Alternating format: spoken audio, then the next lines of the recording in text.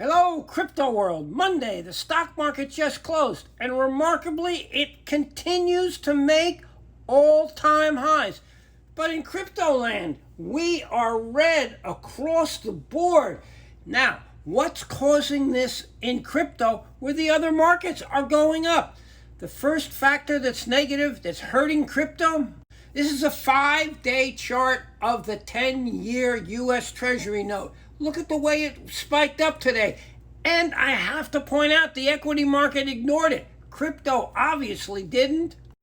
Another factor is that the derivative market has, for the end of this week, Friday, the maximum pain price of $110,000. Now remember, Bitcoin was trading $115,000 yesterday. So the market makers and the specialists and the whales who trade in the derivative market want Bitcoin so they make the most amount of money to close at the maximum pain price of $110,000 on Friday. So when they saw any kind of weakness, they jumped on it and they pushed it, in my opinion. And I don't usually use this as a reference point, but this is really remarkable. There is a betting market where you can make predictions about what's going to happen. 40% believe Bitcoin will close above 125,000.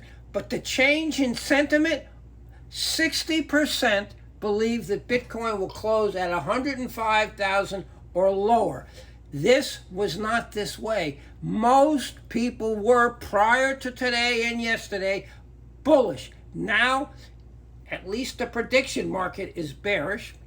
And I have to add that there's a possibility of the U.S. government having a shutdown because Congress doesn't come to an agreement with the President of the United States about the budget. So that's another thing in the background that I think is hurting crypto. But we as crypto traders have to, very simply, have a stop in, have a number that if whatever crypto we own, it trades at, we get out, and whether it's locking in a profits or not having losses, we can't afford to lose. Whatever it is, you can't just sit here and say it's going to be okay. I believe it will be. I'm optimistic, but at the moment, I'm concerned, and I am not stepping in to figure out where to buy until I see a reason in the action of the market to buy.